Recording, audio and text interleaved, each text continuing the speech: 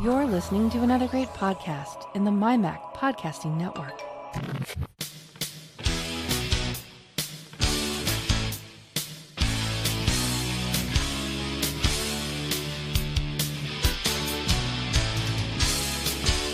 Hello and welcome to another edition of the show where we take a wander around the week in Apple news, reviews, technology, associated products, and all sorts of other things that catch our eye.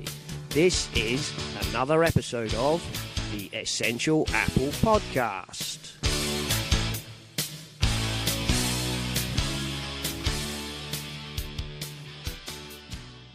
Hello and welcome to this week's episode. And this week I have with me Oliver Breidenbach of Boinx. Hello, Oliver. Hi, how are you? Thank you for having me on the show. No, it's no problem. And I am joined to add to the chaos by Guy Serle of the MyMac Show. Hello, Guy. Yeah. Chaos and me, we're like we go like hand in hand. Peas in a pod. Peas in a pod. Right. Well, first of all, of course, Oliver is here, and Oliver is from Boinx. So, welcome, Oliver. And the first thing I wanted to ask you is more about the developer than your product per se, but we'll talk about your product in a little bit. Mojave, is that an exciting, new spread of opportunities for Boinx, or is it mostly a pain in the backside because it involves reworking half your software? Looking at new software releases, for us, the most essential question is always, does our software continue to work? And of course, we immediately downloaded Mojave and installed all our stuff. And it seems like we are good. There may be, the occasional flukes, but generally everything works. And so that is, the pain in the ass doesn't seem to be too big. Apple also it depends on the size. It depends on the size of the ass. Yeah, and who the ass is.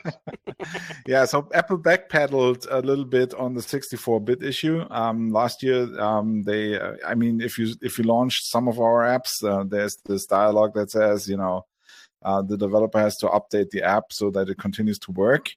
And it still will continue to work in Mojave because they don't, the apps still run. The final deadline is now apparently sometime next year, probably, I guess, when they release the successor to Mojave. So until then, we are a little bit more relaxed than we were before the Worldwide Developers Keynote. Well, one thing that's really good, like MIMO Live, for example, is pretty much already set for dark mode because that's the way you guys developed it.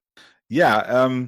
Well, that's one of the things where, we're doing the dark mode ourselves. So what we have to do is we have to look at the dark mode and then remove a lot of code so that the dark mode works as Apple intends it to work. But that is not so big of an issue because throwing away code is much easier than writing new one. Yeah, I was going to say, I'm sure stripping out stuff you don't want is a lot easier than having to write a load of new stuff.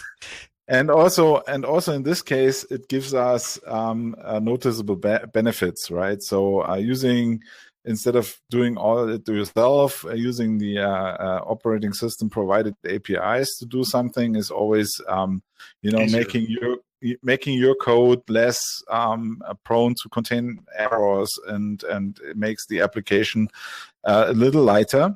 Although MIMO Live is already incredible small for what it does, and so I think we are good on the pain in the ass side. On the opportunity side, I must say the most interesting thing Apple announced at the Worldwide Developers Conference was that they now do provide a tool for developers to actually create the models for their machine learning stuff, and that is something we want to take a look at and see if we can add value to our products using the machine learning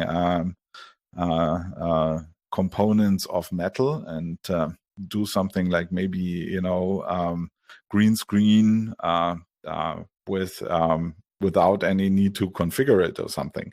So that would be an interesting thing to look at, and that's certainly a cool opportunity.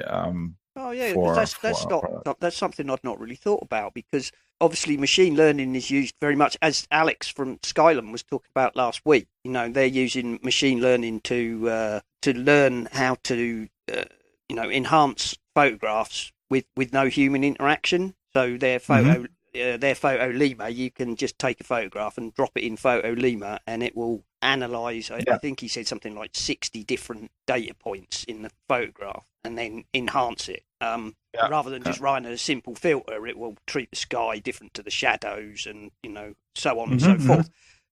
But of course, taking that sort of machine learning, you're right. I would have thought machine learning would be very good at being able to pick up a green screen and say, well, this is green screen, and we can take it out and make life. Hopefully. Well, you can see how that works with the iPhone camera, and several Google, I think, has introduced something that works a little bit like what we think. We have to see. We didn't dive in enough yet to be able to say if we can, if the tools are good, giving us this opportunity. But up until the latest version of Xcode, the machine learning component was there, so you could you could run trained neural networks, but you had to figure out the training part yourself, and we hope that Apple's going to the tools. We as I said, we haven't taken a very close look yet, but at least they've started doing tools for developers, and looking at Apple's tools usually means that it's going to be much more accessible for many developers. I mean, if you are in artificial intelligence and you have a master's in artificial intelligence, and you were able to do that before those tools showed up, but now with those tools, I hope that it will be accessible for more developers that are not experts in machine learning. I mean, that's one of the things that Apple seem to have been pushing towards, isn't it, over the last few releases? Like with ARKit, everybody knows about AR, but there were only a few people who could, really understand how to do it properly. But with the ARKit, what they're doing is saying you don't have to be a master of 3D AR technology in order to incorporate it into your app. We will give you the tools. That is absolutely exciting, of course, because that opens up. And they're doing the same sort of thing with Metal, and as I understand it, as a non-developer, that they're offering up the same kind of technologies, but in machine learning, saying you don't have to be a machine learning expert. We will do the groundwork and give you the tools to incorporate machine learning into your app without having to be an expert in artificial intelligence, which is, from a developer's point of view, I'm sure that's very good. Yep, exactly. That's good. So, and I guess, as you say, I'm not going to try and put words in your mouth, Oliver, but I'm sure, maybe there are opportunities for some of your other apps, things like, the photo wall and. Let's not get let's not get ahead of ourselves. No. But I'm just saying, now it's just as I said, it's just important for us that there's no dead end for any of our apps. That everything keeps working, because everything keeps working, and there are a couple of things that are going away over the next couple of years, but and we have to work on replacements for that, but it's not like very immediate, and we don't have to panic. You've got time to work on it. Yeah, that's always good. I mean, I know. And also the things that are going away, there's already mature replacements available. Sometimes in the past it wasn't always the case. So Apple when Apple first talked about taking away QuickTime and replacing it with Core Video, a lot of functionality in QuickTime couldn't be replicated. Yeah, and a lot of functionality of QuickTime couldn't be replicated with the new technology because there wasn't just, they just didn't have the the features ready. And so over the years now they've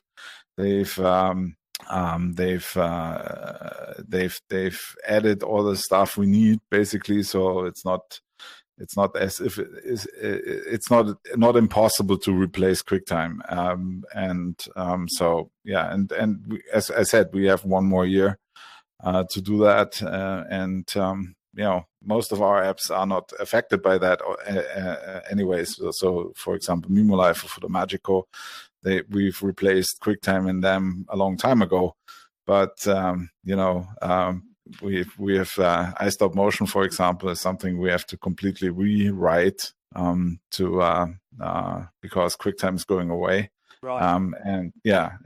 But it will run another year, so you've got some time. Right. And it'll still run on older systems as well. Yeah, sure. That, if you don't change the system, it will still run, of course. But Apple users are updating quite early, and a lot of them update, and often. So we already get emails from people saying, this or that isn't working Mojave, so when are you gonna fix it? And we're like, okay, let's wait until the final. Yeah, I must admit, I'm normally one of the first to jump in. This year, I did download Mojave, but unfortunately, a lot of Rogue Amoeba stuff doesn't work in Mojave. Mm-hmm. Wait, really? I hadn't heard this. Yeah, don't go to Mojave because the Rogue Amoeba stuff is not ready. I was actually thinking about putting it on the laptop that I'm taking to Desktop, and I won't be doing that now. Don't do that, guy. Okay.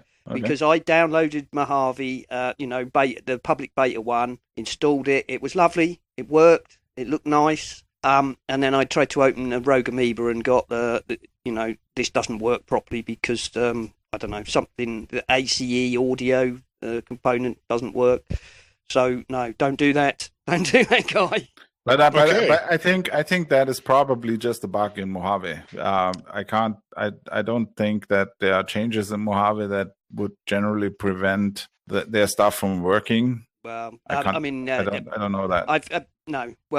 Rogue Amoeba have got a status page at the moment. Okay. So they are telling you that you shouldn't do it, right? Yeah, they're basically. If you go to their status page, it will say like loopback won't, works partially. Don't use it on Mojave.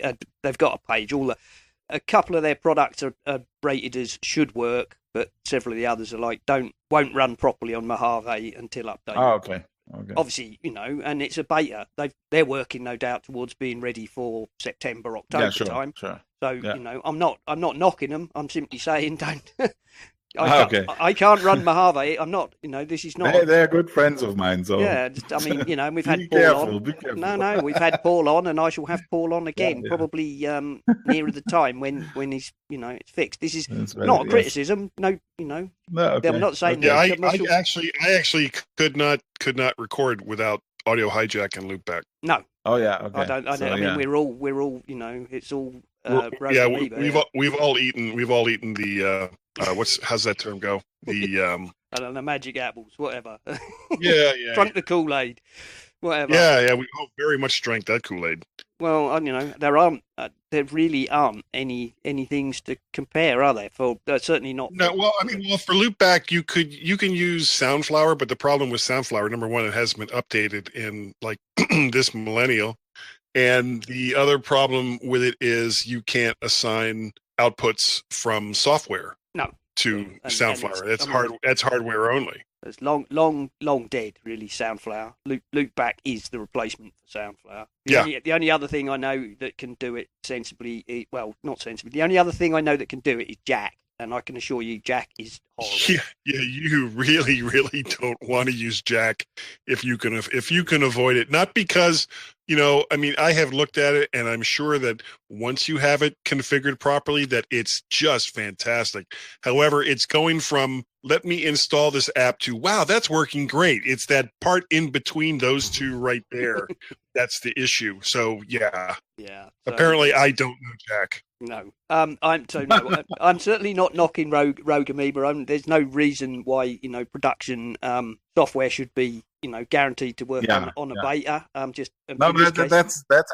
totally agree with this. And I mean, that's exactly what I was saying. It's like, some customers expect us, the software to run already. How can it run on a beta if it's only you haven't had a chance to look at it? That's the whole point of the beta. Also in many cases, Apple will fix the stuff before it ships, and then it magically works.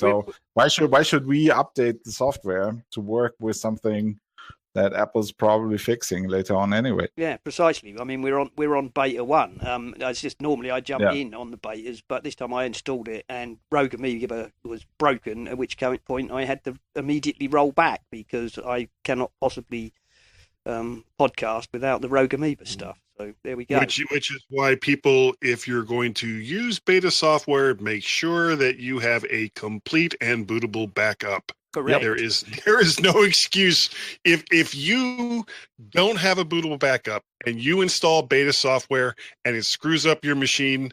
Don't complain to me about it because the mistake was yours. Precisely. Well, I actually going slightly off topic, but I installed the Mojave beta, as I say, and it was all lovely and seemed to be working fine. Is there already like how to install Mojave on a parallel virtual machine or something? Has anybody done that? Oh, like through a VM?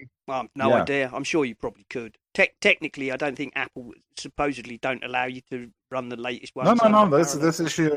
Honestly, what you could do is just take an external drive, plug that in via USB, and try it that way. So that way, just hold down the option key at boot and select the external drive. Anyway, how often I reboot my computer? I think like never. Never, exactly. So I actually do mine every single time I'm getting ready, not so much to be on a podcast like today, but if I'm getting ready to record, I will reboot. Oh yeah. Okay, that's probably a good strategy. Yeah. I only reboot if I get a kernel panic. Yeah. Right. But anyway, which is a major issue when you get a kernel panic. Yes, I mean if you get it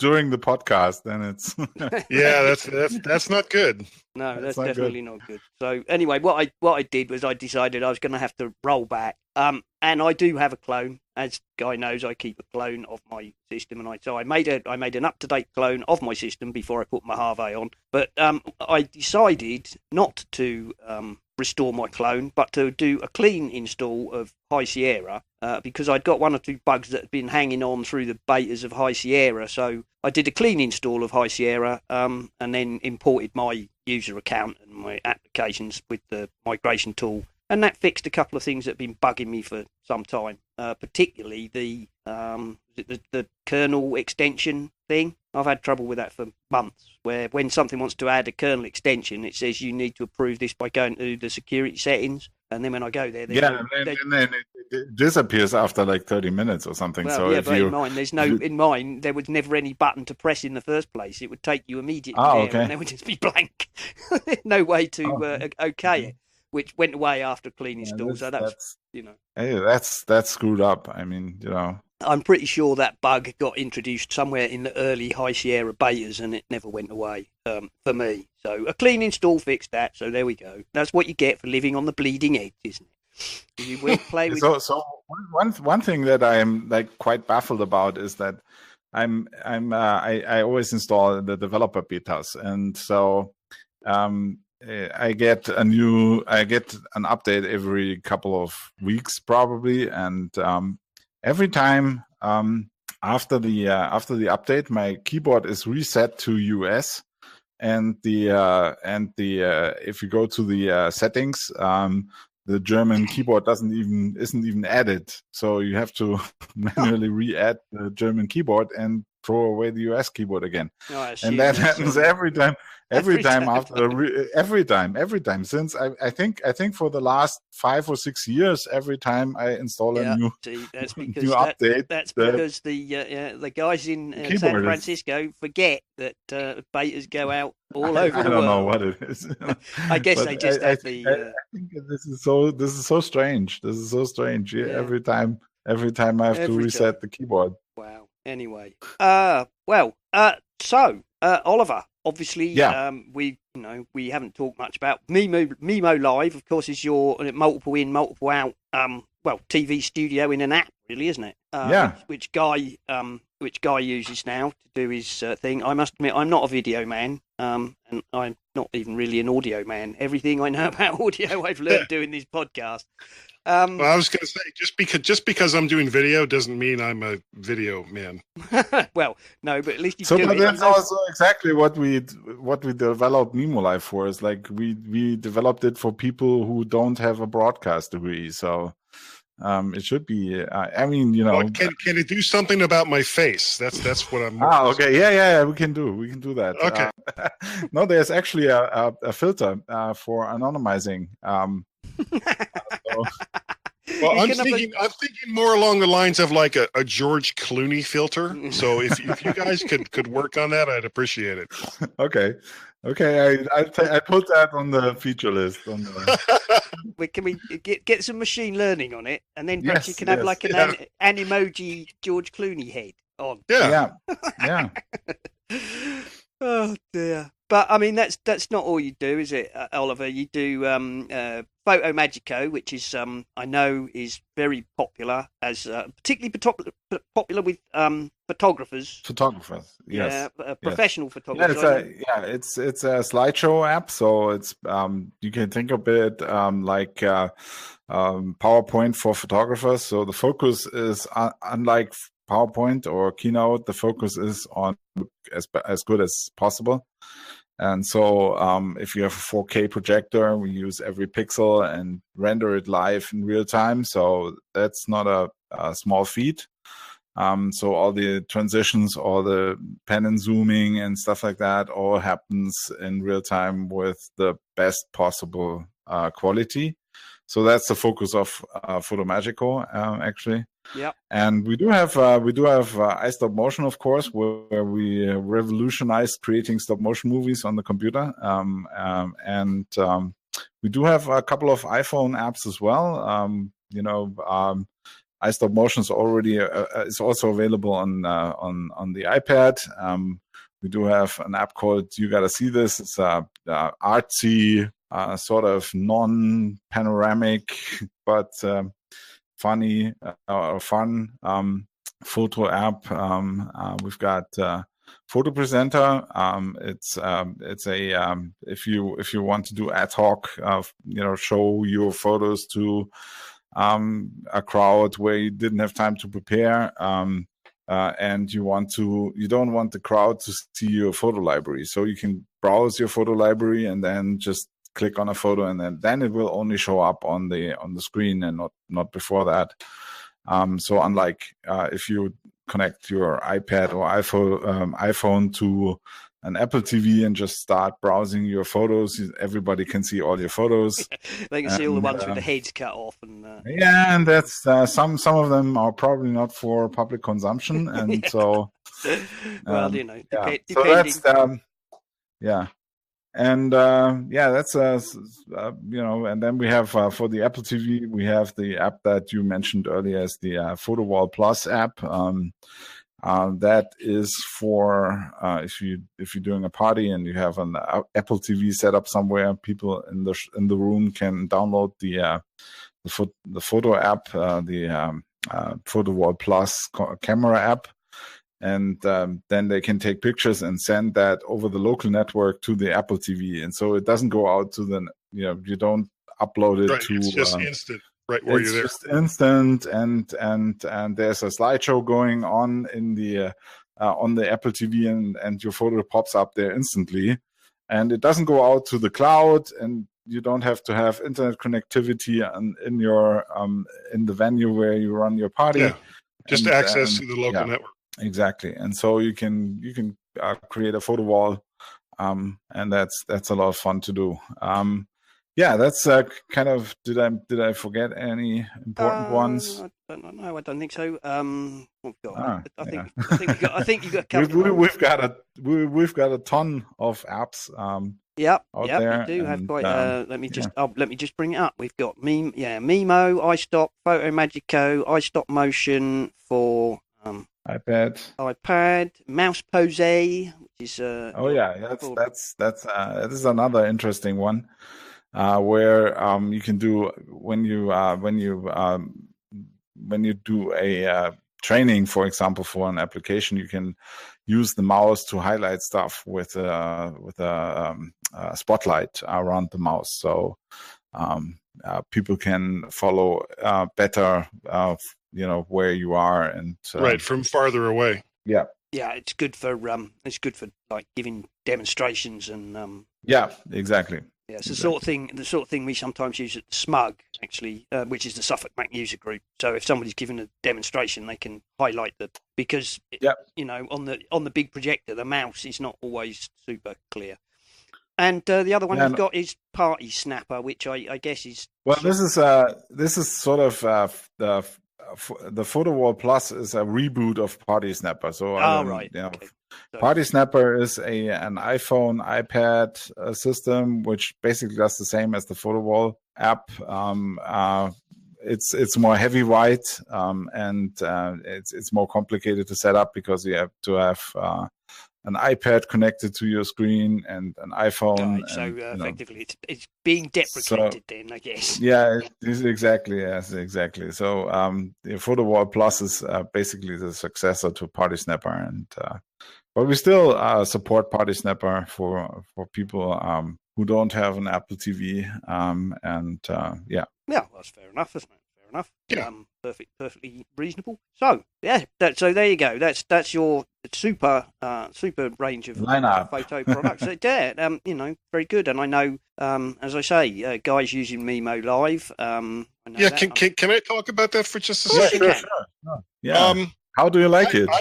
I'm actually, the more I'm learning about it, the more I'm digging it. I have used more expensive programs in the past. I've used Wirecast, and the problem I had with Wirecast, besides the fact that it was just such a freaking resource hog, was that it wasn't always easy. I mean, you had tracks, and those tracks you could set up with layers, but it wasn't that the user interface for Wirecast was just horrendous. I couldn't always figure out how to do certain things, and by the time I would figure it out, Wirecast used so many resources that my video would start to stutter, and it was just like, this isn't working.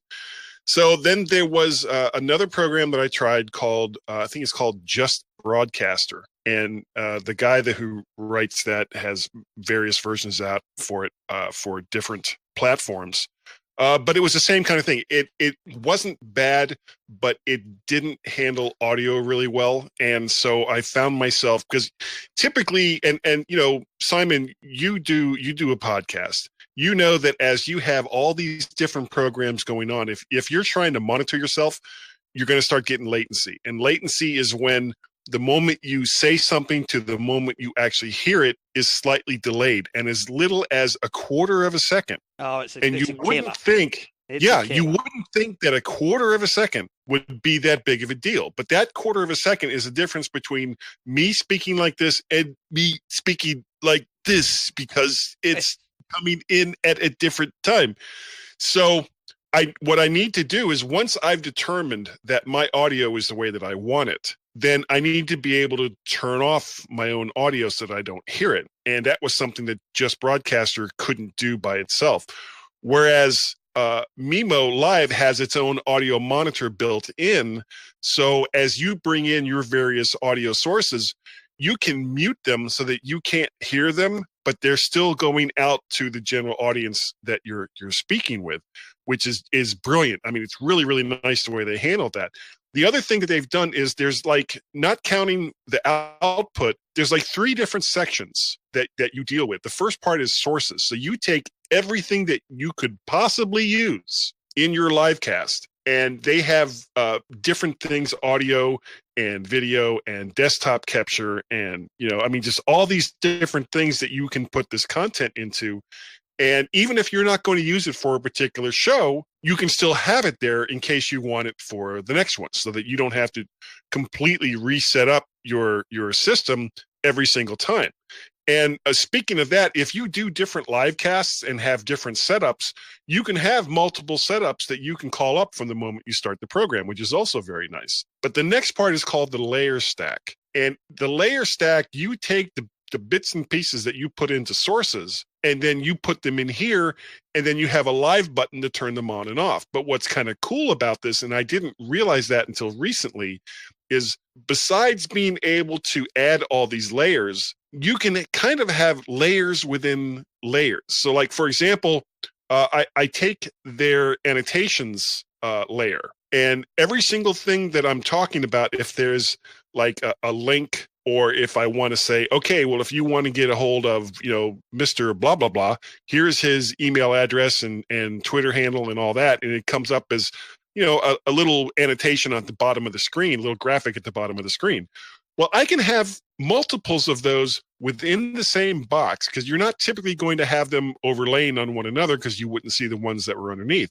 But I can have, like, if I start talking about a link to an Apple product and I've got that link set up as an annotation, I click the live button and the link to that pops up on the screen. If I want to say, here's blah, blah, blah's email address, I hit the live button for that one and it pops up on the screen. But the thing that's cool is I don't have huge separate boxes for each annotation. Every single one of these annotations is within a single box, and each one of them can be set up differently depending on how you want to do it, which by itself is very, very cool.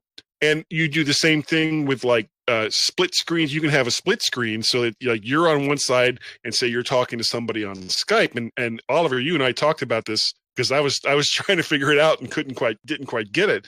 But you can have yourself on one side and somebody from Skype or Wire or Discord or whatever VoIP service you're using that has a video output, and have them on the other side. And you do that, your camera is obviously one input. The other input is a window source or a screen capture that you're using to bring that in. And all of these things just kind of work together. You can have it set up so that when you slide from one source to a different source, you've got a 3-second little fade in, fade out for each one of them. So it's not like this jarring, well, here I am, and I'm gone away, and here's this other thing. It just kind of goes, okay, here I come, and here I am. And it's this slow kind of crawl up so that it's not just like blaring right in your face.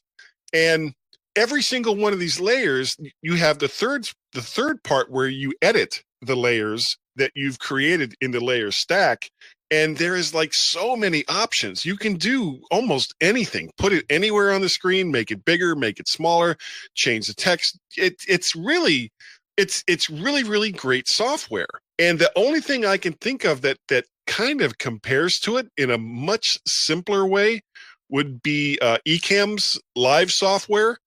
But compared to what MIMO does, what MIMO Live does, it's not even close. MIMO Live is if you're a single person running a live cast all by yourself, I know this is coming off really as a MIMO Live commercial. If you're all by yourself doing all of this stuff, and you don't have the luxury of having a producer, well, you set all this up yourself. You have very simple cuts that you can hit to have stuff pop up and pop off and do whatever it is that you want to do. And you can easily do all of this by yourself without having to have someone else there. Now I'm still in the, oh, wow, it does that kind of, oh, that was cool. Let me try this over here. Oh, back away, guy, back away. So I'm still working out all of I almost said bugs, but it's not that they're bugs. It's just the things that this program does is so powerful that if you don't understand how it works, then things can go terribly, terribly wrong as far as what shows up on the screen.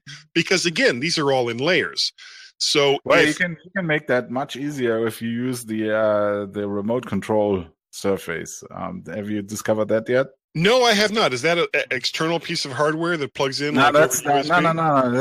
It's a website that's built in, and that allows you to create simple buttons for running your show. Say start my show, and then you all the things it turns on all the layers at the same time you want turned on and stuff like that. And so it's easier to control because you only have you have big buttons that say, lower third for guy, lower third for guest, lower third. The bigger the buttons, the better. Yeah.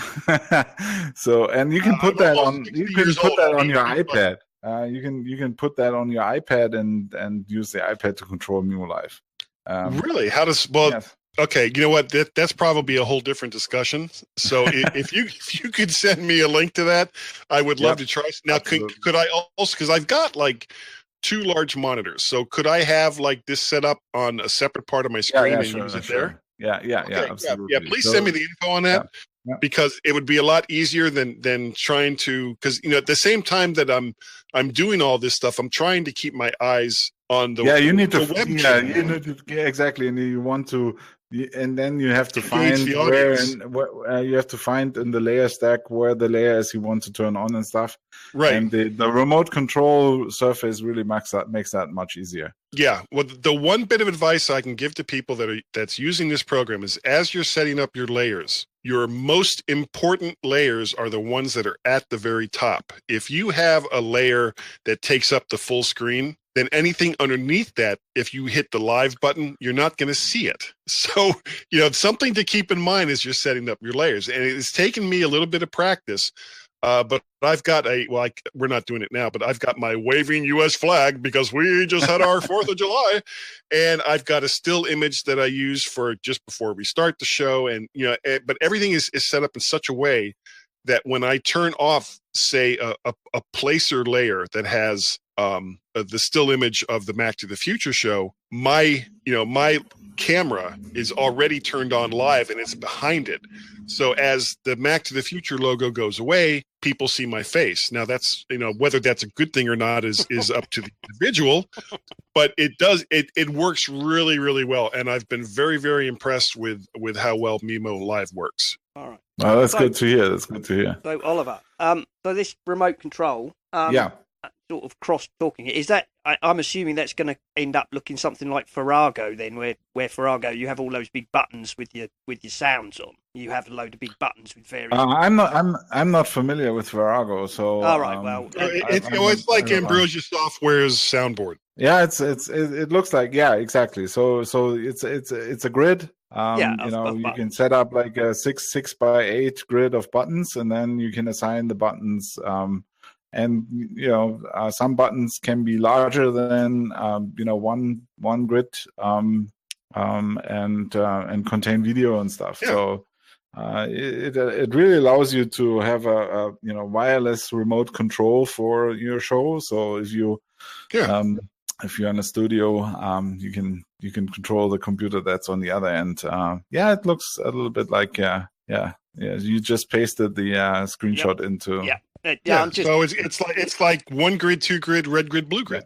For the Seusscast. Yes, exactly. So it allows you to make a remote control where you can go from right to left and top to bottom, running your show basically. Yeah, fine. And the other thing I would point out, because Oliver has told me this, of course, it's not only for live casts, is it, Oliver? You can use it to, No, you can. Yeah, exactly. Pre-record. So you can use it like a TV studio and record your show to be sent out later or distributed. Yes. Also, you could use it just. We have something built in. We have an voice over IP. Video over IP actually. System built in called MIMO Call, so you can and it transmits hi-fi quality sound. So unlike Skype or other alternatives, you can use it to send music, and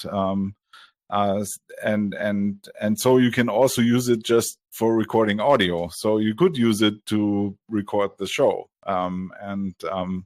and you don't have to live stream it, but you can live stream it to multiple streaming destinations at the same time. You can save, write the mix down to a file, so saves you a lot of post-production work. There's a bunch of other things that you can do with the video signal, playing it out to a second screen.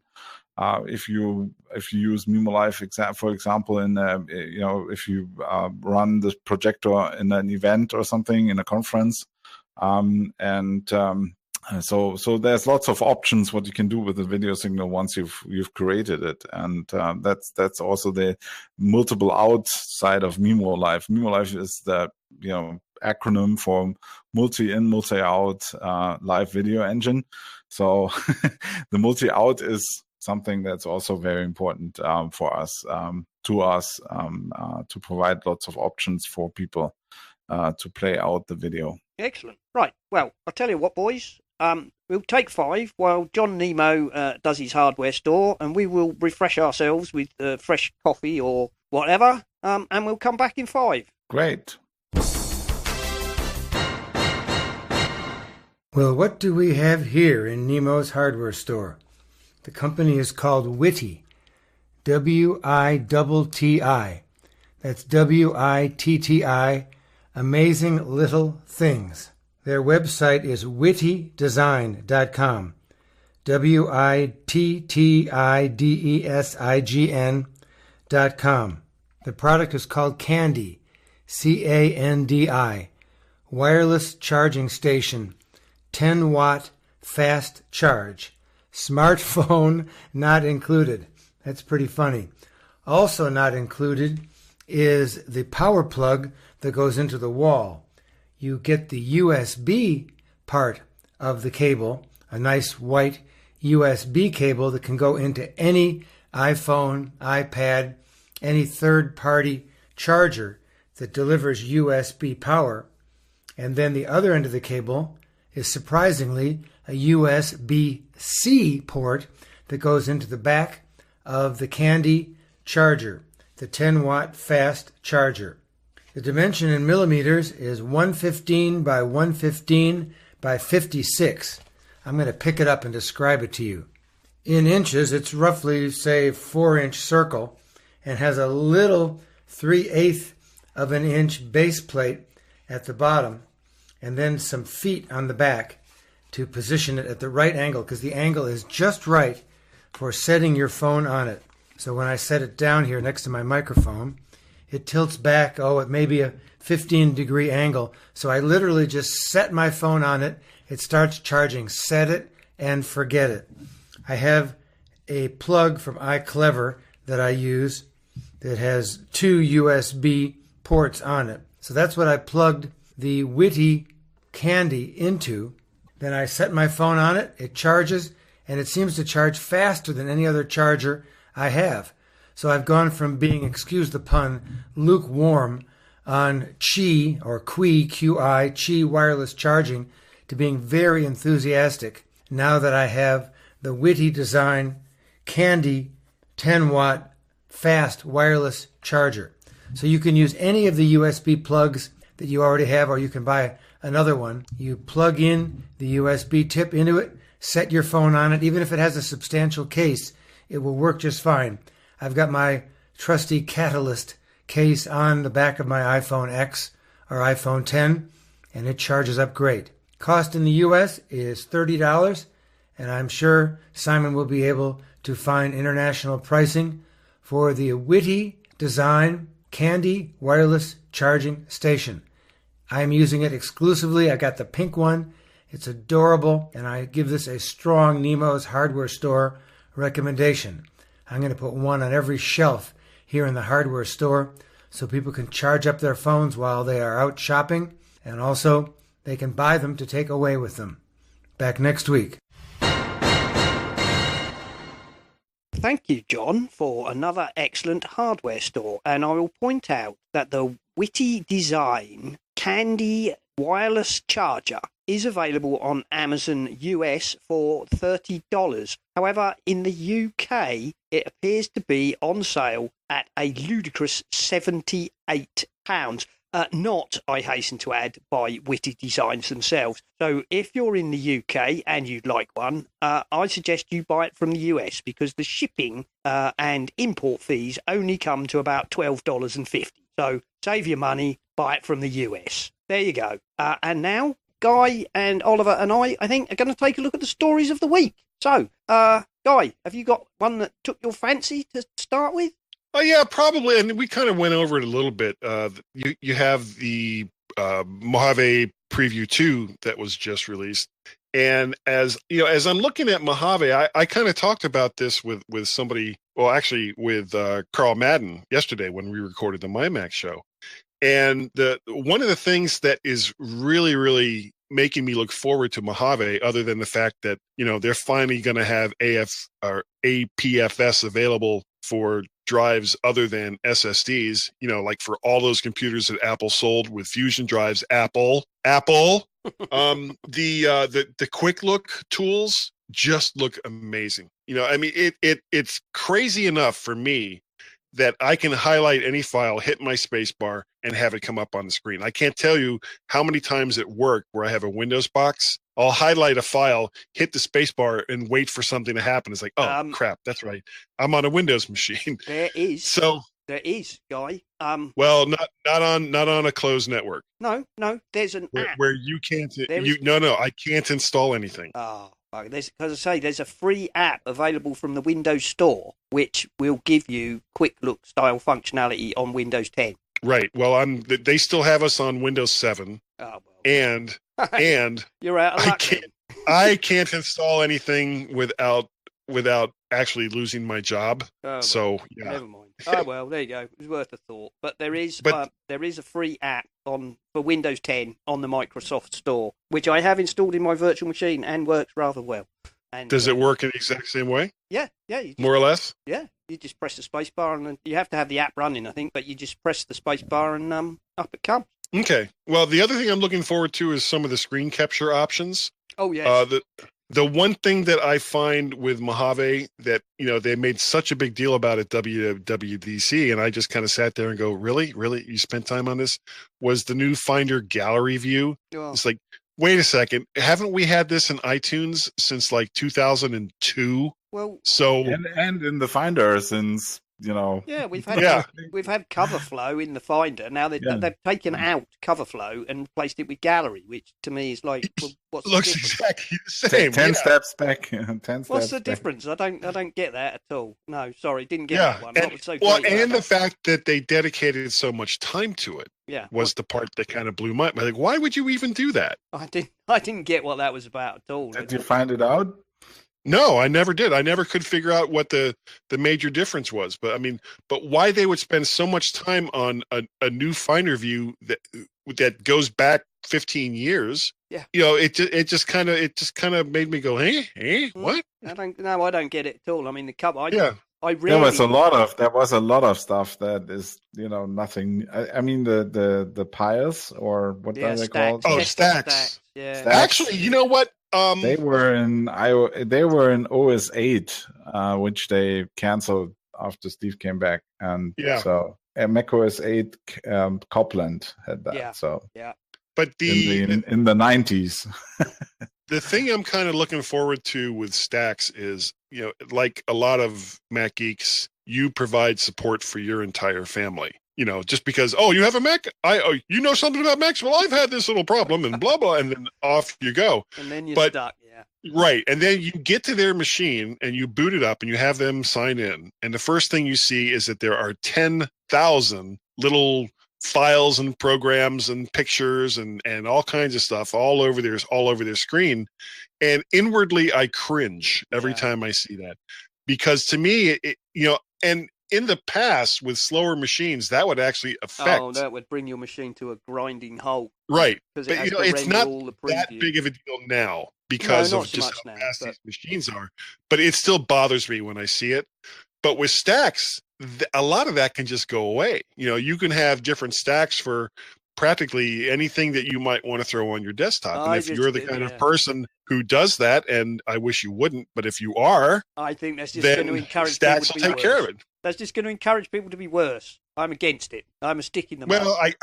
I can't see how it could get any worse.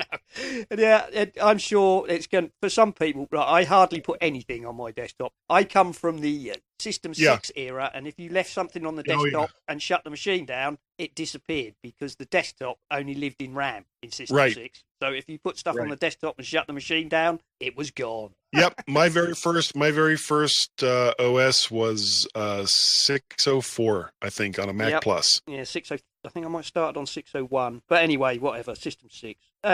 Yeah. So as a Mac, yeah, those were the days. Get off my lawn. Get off my damn lawn. But those sort of habits die hard, and it was ingrained into me as a Mac user, back in those days, don't put anything on the desktop. And so I hate seeing stuff on the desktop. And I can't stand it when you go on a Windows machine and there is just stuff everywhere.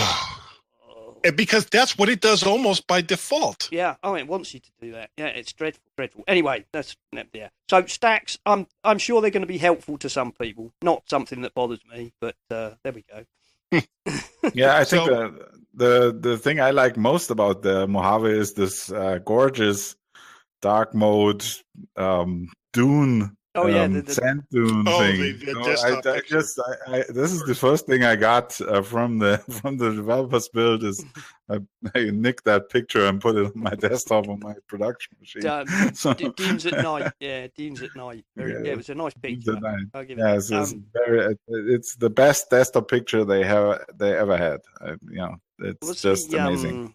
We've got a story. I've got a story here actually. About dark mode, which is why are Microsoft and Apple scrambling to release dark mode versions of apps and services? This was a Tech Republic because I don't know if you've heard, but Outlook.com introducing a dark mode. Now I don't have anything against dark mode per se. I'm not a dark mode man personally, but that's neither here nor there. But really. The biggest innovations that two top software houses can come up with at the moment, dark modes. Yeah, obviously. So, I think it's part of the there needs to be something looking different every now and then, or people get just what's new. If we do a new release of an app, we always have I think. It would in many cases not be strictly necessary to make a new user interface or a new icon or a new whatever, but people are like, if it looks the same, they don't see the work and they don't see. I think it's one of the things that gets people to install the update. It's like the thing will look different. People want change every now and then, and so I think that's certainly part of why this is hyped so much as a big innovation. On the other hand, if you working with video, the dark mode actually has or with photos, the dark mode actually has some advantages because it makes the colors in the video and the photos stand out more. That's one of the reasons why we have a dark mode in MIMO Live, why we have a dark mode in PhotoMagico. Is like if your photos, your content looks better if the surrounding UI takes a backseat with with being dark, and that's kind of the same thing you have if you do a home movie theater, you will have black curtains around the video so that the color pops off the screen better. So I think that's the two most important. Yeah, I mean, as I say, I'm not against dark mode at all. I'm glad that they've introduced it. It's not my favourite thing. I'll be fair. Yeah, but you're right. I mean, it certainly there wasn't that much in the WWDC Mojave keynote that you could really call innovation, right? So that's certainly true. That's why I think the machine learning thing is so cool, because that's really going to drive new ways to use apps. And I think Guy will probably agree with me, and I'm sure you probably will, Oliver, that the keynote itself was, well, the keynote itself has become almost a consumer show. So even though it's a worldwide, the keynote has become almost like a consumer advertising piece. Certainly it's not targeted solely at developers, and no. Sometimes you sit there and think, why am I, why is it the keynote for a worldwide developers conference when they turn it into one big consumer ad, but we as developers, we also live from the apps, the products being cool and people buying the Macs and the iPhones, and that gives us the platforms to run our stuff on, and also the customers to sell our products to. So it's kind of course I would like to see more innovation, but also if they want to do a consumer show, then why should I complain, right? Well, of course, I thought that I then a couple of days later I watched the State of the Union piece, which obviously is much more targeted at developers, and that was where I thought the more innovative pieces came out. I mean, that's where they talked a lot about the machine learning and the series stacks, not series stacks, series shortcuts, the workflow type thing. So, it's become, if you're looking for the more in-depth pieces, you have to watch the State of the Union now rather than just the keynote. Yeah, sure. But still the keynote tells you what they think they can sell to consumers. And, very much. And that's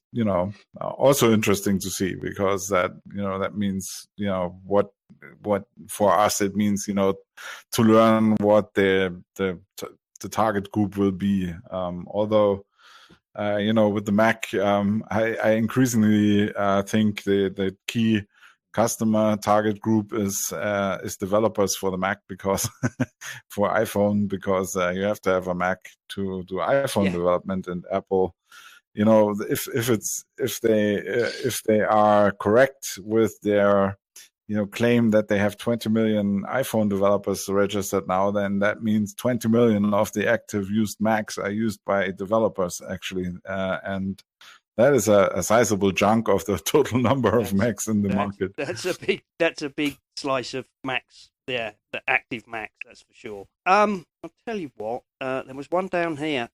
This is in the news. This was Tim Berners-Lee. I don't know if you said you'd seen this, Oliver. I don't know. Did you see this guy? Tim Berners-Lee. I was devastated, says man who created the World Wide Web. And some of this is slightly out of date because this was posted last Sunday. In fact, I think it came into my feed literally after I just finished recording last week's show. But Tim is unhappy, basically, about the way some of the web has gone. Did any of you read it? Well, it's easy to. I won't say it's easy.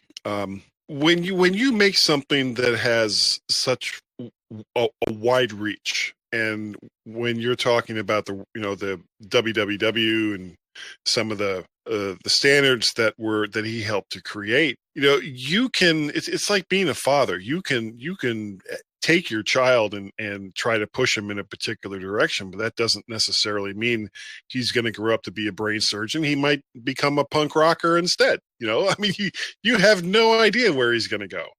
So, to say that he's unhappy or that he's going to try to save it, well, sorry, the cat's out of the bag.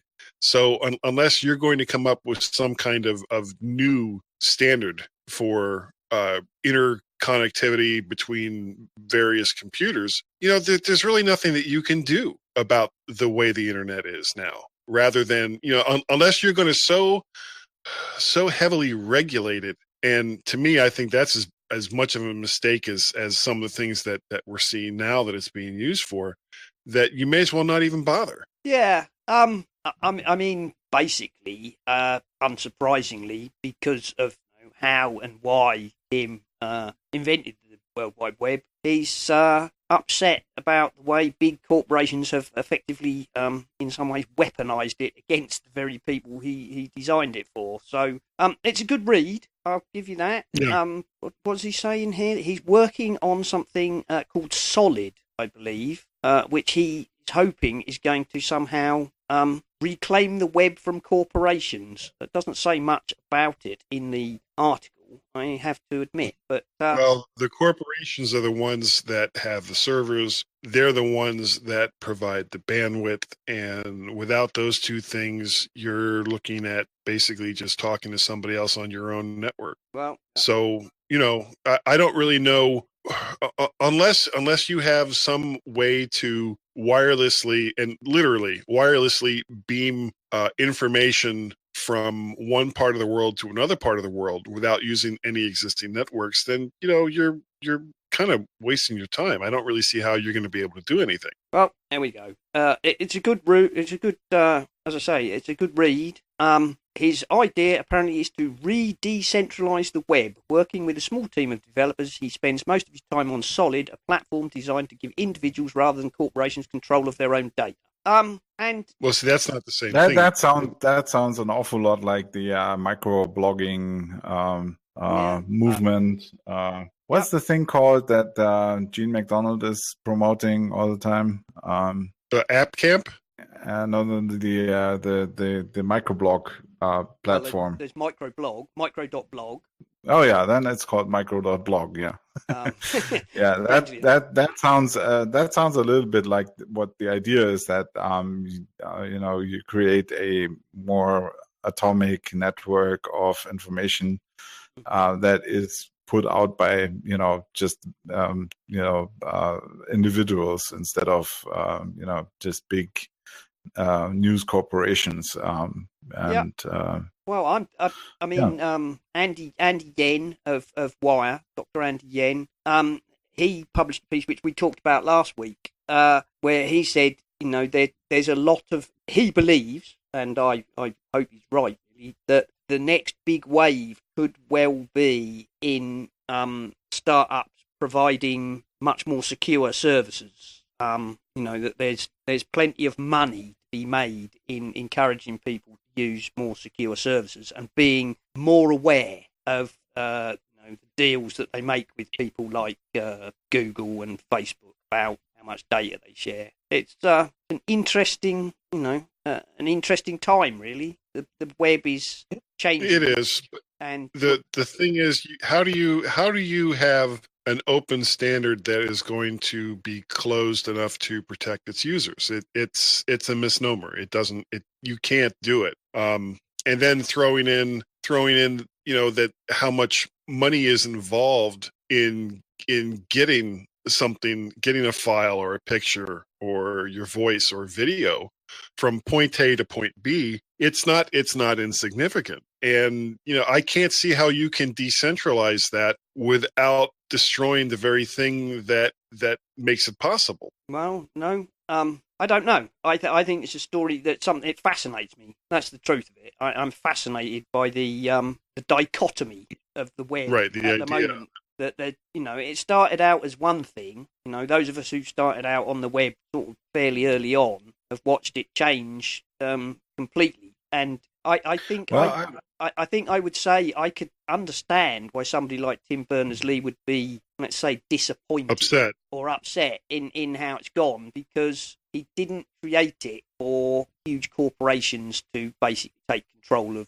a large percentage of it. I think that's his original dream was that it was to bring the power to publish to everybody. Well, the idea, but the problem is the idea of desktop publishing kind of went away when physical publishing was destroyed. I don't mean the very thing that was. I don't mean physically publishing. I mean he made it so that it didn't matter if you were like us, guy. You didn't have to a little guy BBC, or a big guy. You don't have to be the BBC or you don't have to be CNN in order to put out a video news show. That's true.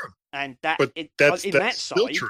That has succeeded. But in other ways, it's become dominated by people like Facebook and Google. And I can see from his point of view that might be somewhat disappointing. Right. So, well, and prior to that, AOL. I mean, the problem is that these are complex systems. And for the most part, the people that want to use these systems aren't complex and they don't understand the technology. It's the old, I want light, so give me a switch so that I can turn on a light bulb. And if it's more complicated than that, then I'll sit in the dark.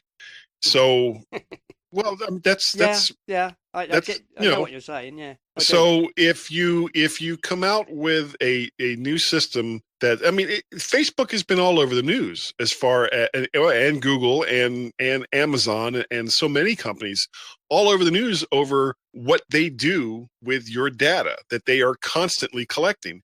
And instead of people being horrified by it, they're like, oh, but this, this A product here from Amazon, all I have to do is say, I need more diapers, and it sends me more diapers. It's like, well, you're not thinking about the other side of that, which is it's always listening to what it is that you say.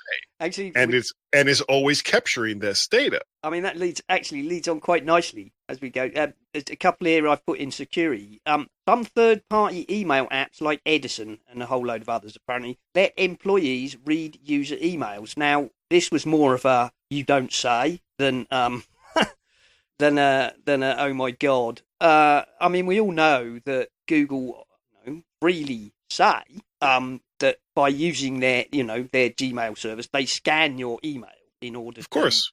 However, what's become out of this, every single service that Google has. Yeah. Anything you put into it, they're going to look for some way to monetize it. However, the what's become a little bit scandalous about this is Google itself no longer scans the inbox of Gmail users because it gave up on it, partly because I think it was bad PR, and partly I suspect because there's so much noise in Gmail that they can't get any useful data out of it.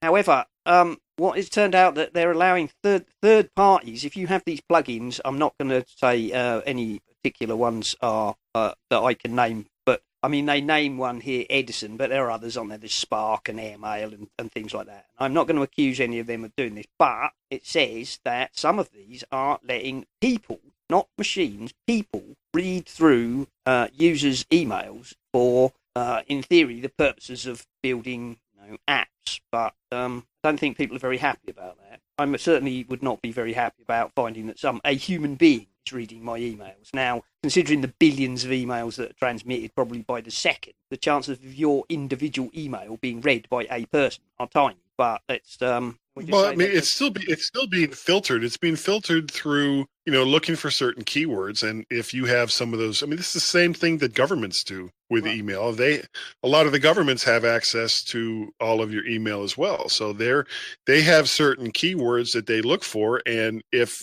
your email hits those certain little targets, then it gets flagged and it goes up the chain to somebody else to maybe take some kind of action on it. Yeah. This isn't I'm not saying that it makes me happy, because it doesn't, but all of these services, the thing is, the problem is, for most people, they look at these services and they go, oh, but it's completely free. It's not costing me anything. Well, yeah, they're not taking money out of your wallet other than to sell your data to someone who in turn will show you something, hopefully to get you to put your hand on your wallet, take it out and give them some money, or just for the information in general. This is what free data services do. This is why when the whole Facebook scandal broke and people were all aghast at how much information Facebook was collecting on you, it's like, really you're surprised by this, that a service that covers practically 1/4 of the entire population of the planet is using information that it gathers from that 1/4 population of the planet to sell to other people, when the service itself is free, and you're surprised by this. Again, the problem, I think, the biggest part of the problem with that was the fact that Cambridge Analytica and various other people involved in that had hoovered up information from people who had not their permission. Because Facebook doesn't care. I know. Google doesn't care. None of these, Instagram, Snapchat, name the free social service that you want, Twitter, none of them care. They will make noises along the lines of, oh, your user data is so important and blah blah blah blah blah. Also, it's important. But it's how you make your money. Yeah, it's all PR bullshit. Sorry. Yeah, no. Yeah, let me just jump in quickly with regards to Facebook because something something changed in their perception of this, and I like So when they faced the right about the time when Mark Zuckerberg was cited before the congressional thingy, I don't know what it's called exactly. Sorry, I don't mean to laugh, but go ahead. They shut down basically most of the APIs that would allow developers to access user data beyond the user who's using your app, and that is one of the things that are very they had this this. I don't know if they weren't aware of the implications, or if they thought that the users would be aware enough and would make an educated choice. So if you shared something, or if you signed up for one of those quiz apps, or Farmville or what have you, or the games or whatever, it gave you the option to share your stuff with your friends, and if you do that, or if you did that, those apps would get access to your friends' data without their consent. So, and they closed down that whole thing. So right now, I don't think it's going to come back. It's because I think they realized that although they thought their user would be educated enough to make a choice here, it really turned out that it didn't. So. Which is why I said for now. Yeah. Well, I think they won't bring it back. The span of most people is so limited. But as long as they're not having to pay for it, they're going to keep.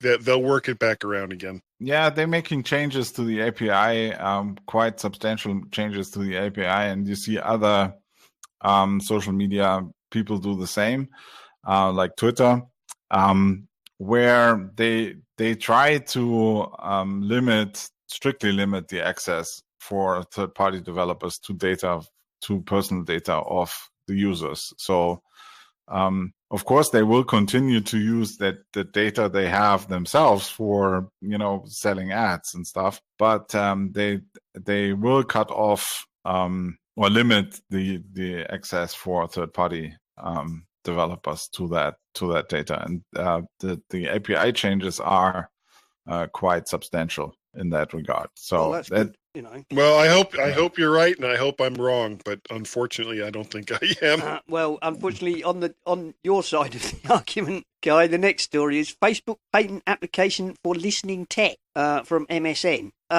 Effectively, Facebook have applied for a patent to basically listen to you by your TV or your your smartphone or whatever else, which is having a patent for something is not the mean same. that I know it's not the same as doing it. As it says here, Facebook have continually denied that they are recording your audio to target ads. It's common practice to file a patent to prevent aggression from other companies. Because of this, patents tend to focus on future-looking technology. It's normal to be skeptical of Facebook's intentions, especially after the Cambridge Analytica scandal. There are a lot of reasons a company will apply for a patent, and it doesn't necessarily correspond to the sort of technologies we're working on. People can get a patent specifically for the purpose of going after a competitor or from preventing other companies from infringing said patent. So, Facebook are saying if they get a patent on it, they can stop anybody else doing it. I'm not saying that I agree. I believe that. No. There we go. As we say. It's the same. If you look at Siri and the Google and Amazon stuff. So Apple claims that take care that the Siri listening is really just local. So they don't. So they claim that they don't try not to send any data to any servers. And I think, just having a patent for, listening is not meaning that. No. That not going down the other way, so. I'm not saying it, but it doesn't, unfortunately with Facebook's history, it doesn't really look good. Maybe now was not the time to be placing that button. Yeah, maybe, yes. Maybe now is not the time to put too much faith in them. Yeah. From a PR perspective, maybe that wasn't a great time to file a patent on listening to people. But there we go. Right. What else have we got here? Twitter is suspending millions of bots and fake accounts every day to fight disinformation, according to the Washington Post. I don't know if you saw this. Twitter claimed to have disabled 70 million fake/bot accounts in the last 2 months, which I don't know. How we have to take their word for that, I suppose. How do we know? But I guess that's a good thing. Yeah, because it is so difficult to create more Twitter accots. That's that. That's true, but I don't know. I mean, I think the Twitter is I don't know what the right word for that is, but it's a steaming pile of what right now. So I don't know. It's I think that it's definitely the right thing to do, but I read a lot about false positives, and because they cannot possibly have people there sitting there and how can you get this thing? So there's a machine algorithm that decides if an account is suspended or not, and I think they get it wrong a whole lot of times, and I'm not sure if that is if that is the right strategy. I don't know. I don't know. Yeah. I mean, I suppose. I suppose at least they're trying to do something. Even if it's only. Well, it's better. It's better than nothing. It's better than doing nothing, isn't it? It's as simple as that, I guess. What can you say? How do you? Yeah, I'm not sure about that, because, as I said, I mean, if the algorithms are not good enough, then they defeat the purpose, right? So I see a lot of people posting that that Twitter suspended their accounts for cheering the rescue of the football team in that Indonesia, was it? Indonesia, or Thailand or whatever. I think it's Thailand, but anyway, somewhere in Asia, and getting flagged for hate speech for that, and nobody really understands how the algorithm could possibly take that tweet, and think Facebook, that it's hate speech. And so Facebook flagged the Declaration of Independence, I believe, as hate. Yeah. Oh, that's definitely subversive. That is, absolutely. So there we go. Yeah, just proof that algorithms are stupid, or can be stupid. Of course, the trouble is algorithms can't tell the difference between sarcasm and they can't get any tone. If you. Oh really? He said sarcastically. If you posted if you replied to somebody, jokingly, I don't know, I'm going to come and I will kill you for that. If that could be in a conversation read by humans, that could be taken to be quite obviously not a serious threat to kill somebody. But an algorithm's just going to read the words, "I will kill you for that." It can't do otherwise, can it? It's so there we go. But I guess, as I say, I'm not sure about it, but I just thought at least they're doing something, and something is better than nothing. Because I guess if you're a real person and you get suspended, you can say to them at least, "Why have you suspended me?" You suspended me. Yeah, why have you suspended me? Anyway, there we go. But then again, if you do, I mean, if you get suspended, it's obviously, or it's apparently very, very hard to get to talk to someone and figure it out, so and the same thing for Facebook. If the algorithm decides to suspend your account, it's damn hard to get to talk to someone and get it reinstated. And I think that is probably the bigger problem for those platforms, is that they are, due to the huge number of users, they depend on this automated system, on these automated systems. And if the systems get it wrong, then as a user, you're in the deep end, and there's no way to recover easily. So I think that I'm not cheering it unconditionally. No, even if you're right. I mean, if they do anything they do to fight misinformation and hate is good, but it's not all gold. That's what I'm saying. No, I totally agree with you. I totally agree with you there, Oliver. But of course, I guess they're in a cleft stick. Damned if they do, and damned if they don't. You know what I mean? If they do nothing, they're going to get accused of doing nothing, and if they do something, they're going to get slammed for the false positives, aren't they? There we go. Right. Well, we've been going quite a long time, so I think we'll just pick a couple more short things, shall we? And then we'll wind it up. I laughed at this one. The Colorware releases custom-painted AirPods with classic Macintosh design. I don't know if you're familiar with the Colorware company. They will colour your AirPods for you. Or anything. Oh, well, yeah, probably. But they will, particularly, they've always been advertising that they will colour your AirPods. And it's not cheap. I think it's normally about as much money as the AirPods themselves to have them coloured. Strikes me as for those who've got nothing better to do with their lives. But they've released a custom painted set, which, if you follow the link, they've painted a sort of Snow White effect, design language effect onto the thing. That beige. Yeah, they've beiged it, and they've put faux Snow White lines on it, and a coloured logo, and but it's $400. So wow, yeah, really? Do you really want your AirPod box to look like a 2CX that badly? I don't think I do. Sorry. It seems there's a market for it, because there were people who bought the gold Apple Watch. Oh yeah. And and you can't even run the latest the next generation of the operating system on it. So nope, it's basically just worth its weight in gold now. Well, I mean, it still works. I mean, I've got a Series 0, and I shall be stuck on Mac OS 4, but I shall probably get another one. But yeah. But then again, some people were pointing that out, and I said, do you really think people who had $10,000 to throw at a gold watch cared that much? Yeah. I mean, if you can throw 10 grand at a watch, that's exactly. I mean, that's why change.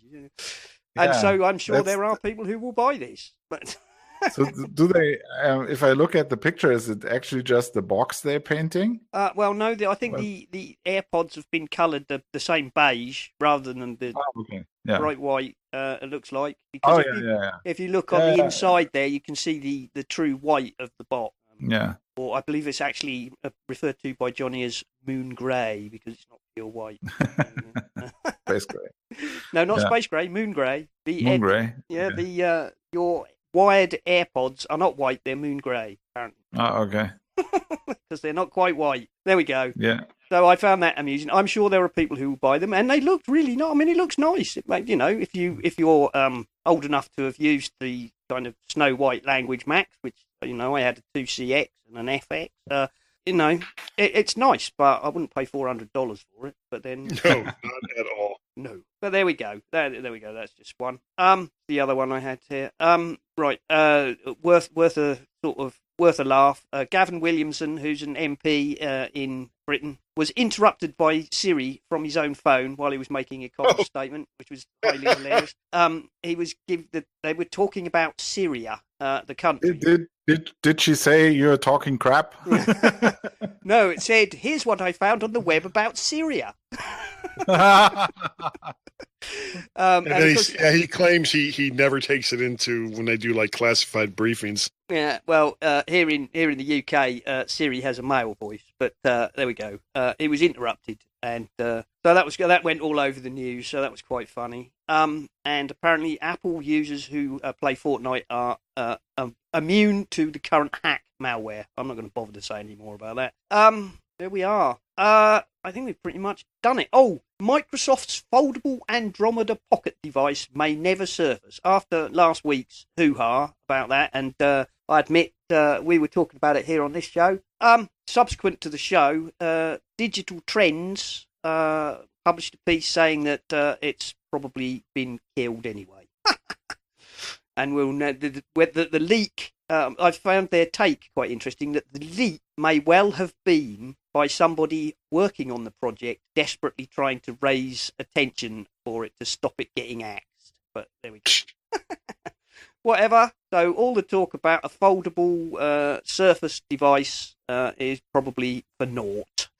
There we are. Well, boys, I think I will just do the worth of chirps, and then we'll wind up, if that's all right with you. Already? Yeah, sure. Okay. Mac Jim has discovered a new free weather app called YR.NO, and that's free in the App Store, and it looks very nice if you're into that sort of thing. Personally, I use one called Weather Bug, which gives me the weather report from the nearest RAF station, so I'm happy with that. But I have to say, Yeah, I just stick my head out the window and look up. yeah, that's also nice. However, I looked at the page; it looks quite nice, and Mac Jim says he's going to give it a go. This one, CNBC. I'm not going to really go into this, but they've got a link to. There's a video inside the world's largest collection of rare Apple prototypes.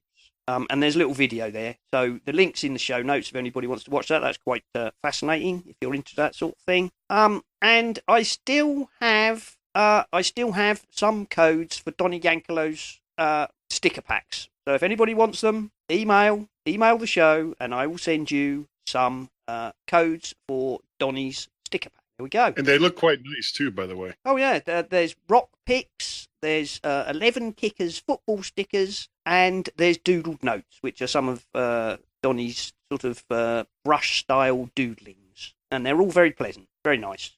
So if anybody wants a set, they can just email me, and I'll give you a code. Oh, and the last one was somebody pointed out to me. Don't forget, you can use your wired earpod volume clicker as a camera remote shutter button for your iPhone. There you go. I'd forgotten that, actually. I had forgotten that. But yes, if you still have wired earpods, of course. There we go. Oh, I think that's about a show, really. So I'll wind it up. Guy, do you want to promote all your various doings? Yeah, you got about a half hour for me to go through them all? Yeah, of course we have. Go on. I'll just edit. I can edit it down, I'll just cut you out. Well, you can reach me via email. My email address is guy@mymac.com, probably.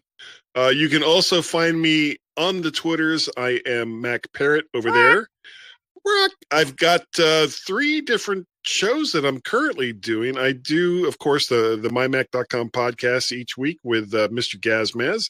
Just recorded one yesterday with Carl Madden from the Mac and Forth show. I also do a live cast on Facebook every Wednesday night, just called Mac to the Future. So if you look me up or you look up Mac to the Future, you'll see that there. I also simulcast that over to the Mac to the Future Facebook group, which is, if you're a Mac user, it's a great group to join. And the last thing that I've started doing, and it's very, very odd, I take an iPod Touch, mount it in my car, and then spend about 10, 15 minutes rambling into it. It's called Guy's Daily Drive. And I just recently started converting those to MP3s, so it's also available in iTunes as audio. Very good. Well, thank you very much. And Oliver, do you want to promote yourself? Yeah, I'd much rather promote the company if that's all right. Of course. That is why you're on, really, yeah. Everything about Boinx is on boinx.com, boinx.com. We have a forum if you want to get in touch with us. The forum is a good place to start, and all the information about our great products are on our website. free downloads for trial purposes, and also you find a lot of our stuff on the app stores. And that's kind of like it. Yep, and of course you have at Boinx Software on the Twitter as well. Yeah, exactly. At Boinx Software, and we're also on Facebook if you want to get in touch there. Facebook.com/Boinx Software, and but that's kind of excellent. Right. Well, I am on the Twitters as at Serenak, and that's SERENAK. The show is at Essential Apple. The website is essentialapple.com. I sometimes remember to put things on Google Plus, but I have to admit, not very often these days. And there is a Facebook. That's kind of a desert these days. I'm afraid that's becoming. I might even cut that because it's just worthless now.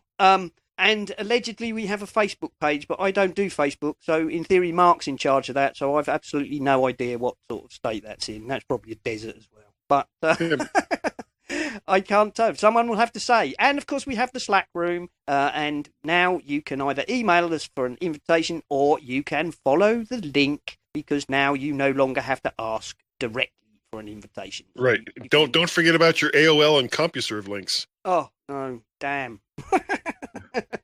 I think they shut down. eWorld. eWorld, yeah. eWorld, yeah. And that's even better. I wish I had thought of that. Yeah, MySpace.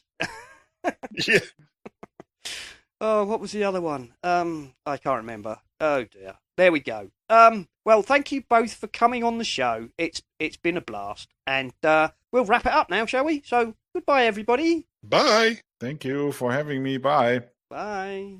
This has been the Essential Apple podcast, and I'd just like to say that if you enjoy the show and would like to support us, go over to essentialapple.com and you can take a look at the Patreon or the Pinecast tips jar, where you can either make a single donation or you can make a regular subscription, and all the money that you donate will go towards paying for the things like hosting and better microphones and such like. And of course, a very special thank you to those of you who already do support the show. We really do appreciate it. Thank you very much. We are part of the MyMac podcasting network, where you can find such shows as Tech Fan with Tim and Dave, MyMac with Guy and Gaz, the Three Geeky Ladies, the geekiest show ever,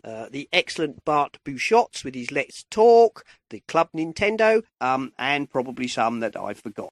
So why not head over to mymac.com, download a show, and take a listen. Hello and good evening. This is Gaz for the MyMac podcast. And we know you have your pick of high-quality downloadable audio content, and we appreciate that you choose ours. Quite right, Ode Bean. This is Guy, and we're here to say that the MyMac podcast is the right choice to make. Intelligent, cultured, and downloaded by only the finest and most educated people. Indeed. In fact, we restrict our delightful missives to only those best suited... Guy, I can't go on with this. Who are we kidding? The MyMac podcast is probably one of the most accessible shows there is. Gaz, we're trying to up our reputation here. Oh, shut it. Listen, folks, tired of tech podcasts that talk over your head and go on too long, taking themselves so seriously, you'd think they were the ones making the product? Then you should listen to the mymac.com podcast. At least 3 good chuckles per segment. If my math is right, that's about 10 laughs per show. Right. Because 3 times 3 is 10. Sometimes I really wonder about you, Guy. No need to wonder where to find the podcast. Just go to iTunes and search for MyMac. Subscribe and jump into the fun. You know, we're part of the Stoplight Network, and there are a lot of important people there. Well, we did say we hardly know anyone important. Though there was that time I was less than 30 feet away from the Woz, and I could have sworn we made eye contact. Most likely, he was having stomach cramps. That would explain why he was doubled over at the time. The MyMac.com podcast. Enjoy it over a cuppa.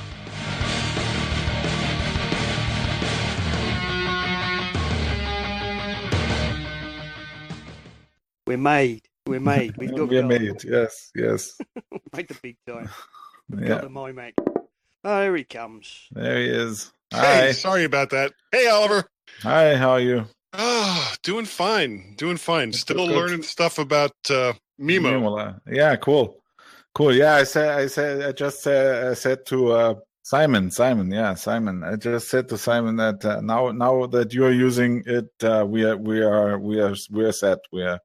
We made it. Well, something that I didn't even kind of realize, and it kind of shows to the power of the software itself, is for I mean, it's the little things like, oh,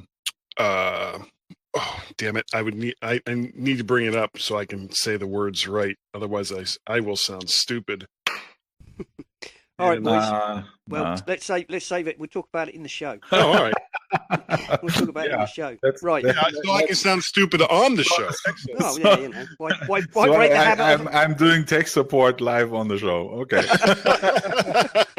Come on, guy. Why break the habit of a lifetime? Exactly. I still haven't had a chance to try MIMO Call. Now, I know that. Now, does that integrate with let me find it, with split screen rather than the way that you have to do it with Skype, where you have to capture a window first? Exactly. So it basically it just makes it like another video camera. Yeah, exactly. So the video camera is just on the other end of the world, connected to a different computer, and it also provides the caller with a mix minus, so they don't hear themselves. Oh, really? Yeah. So, well, how is it with system resources as compared to something like Wire or Skype or Discord? Because those programs can be pretty brutal. Yeah. Well, to be honest, MIMO Call can also be pretty brutal. But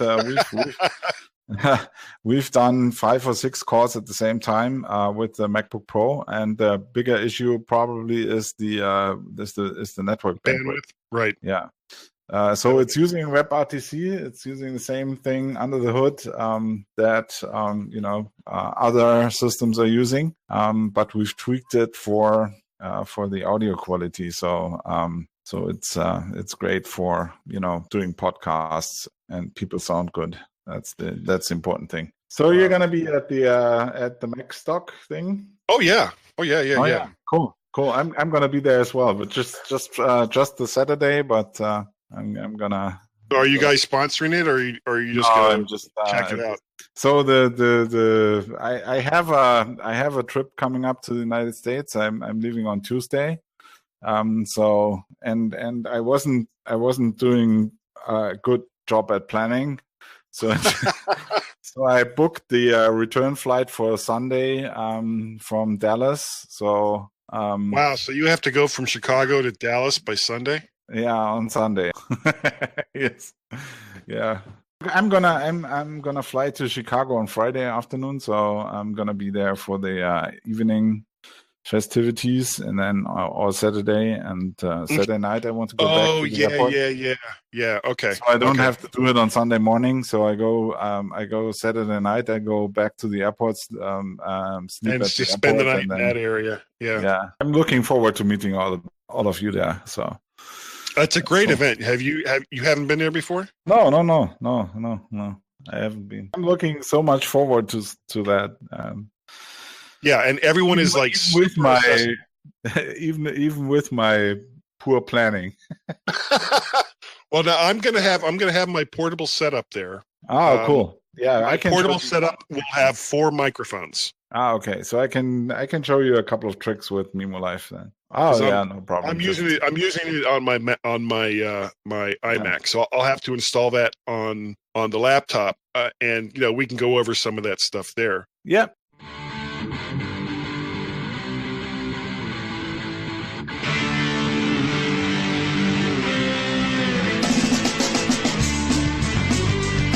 This has been the Essential Apple Podcast. Goodbye and thank you for listening.